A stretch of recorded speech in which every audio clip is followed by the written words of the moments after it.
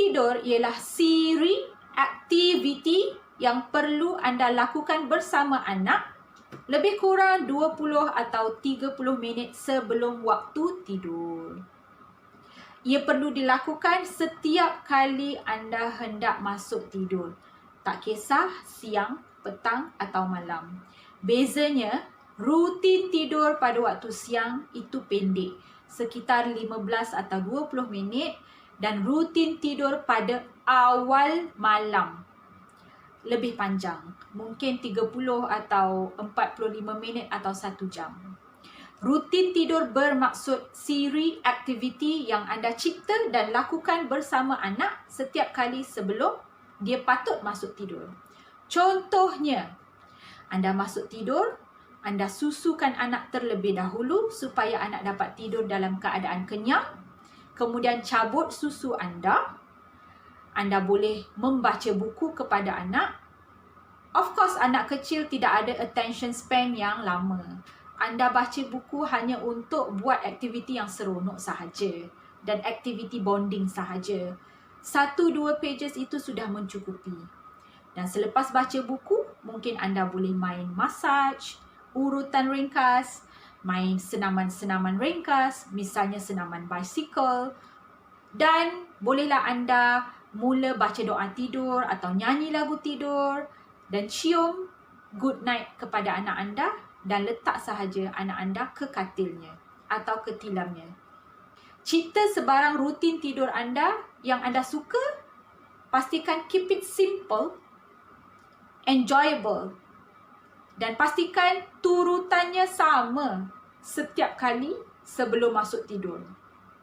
Sedikit tips yang perlu saya tekankan sangat-sangat untuk ibu bapa dengan isu anak-anak yang mengemping atau nurse to sleep.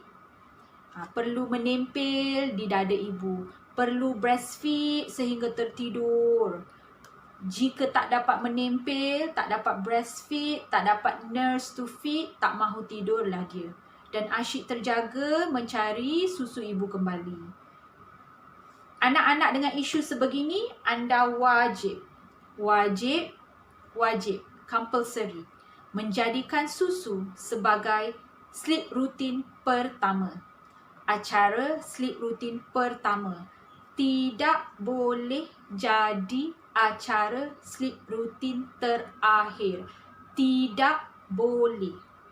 Masih ramai ibu bapa yang telah membeli e-book Basic Sleep Training, malah masih ramai ibu yang telah join grup ini gagal di dalam part ini.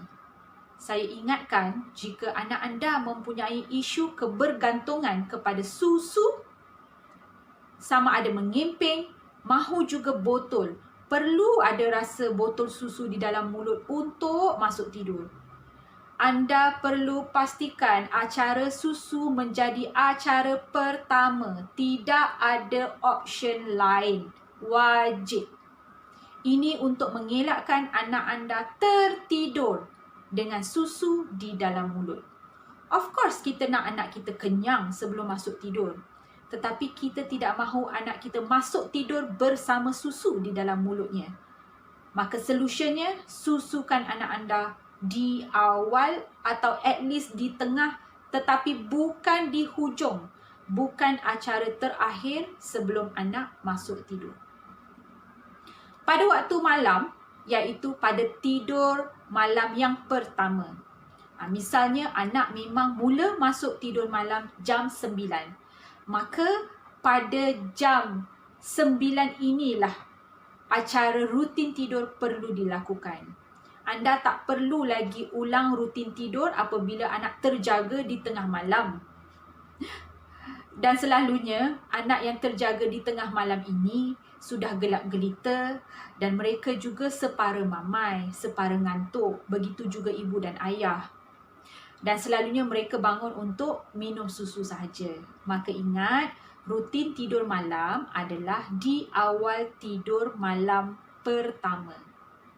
Dan selalunya memang ia akan boleh jadi lebih lama, lebih panjang berbanding tempoh masa rutin tidur siang. Ini kerana sebahagian besar ibu dan bapa bekerja. Jadi mereka hanya ada itulah masanya untuk bonding dengan anak. So mungkin ibu dan ayah ingin ambil lebih masa, meluangkan masa bersama anak sebelum anak masuk tidur. So sleep routine ibu mungkin termasuk dengan bawa anak berjalan di playground sebelum maghrib, kemudian masuk sebelum waktu maghrib, mandikan anak, mungkin akan susukan, main senaman ringkas, mungkin akan bercerita, akan bermain yang ringkas-ringkas di atas katil seperti bermain peekaboo, bermain geletik-geletik ringkas sebelum baca doa dan tidur. Itulah puncanya kenapa kadang-kadang sleep routine untuk tidur malam boleh jadi panjang.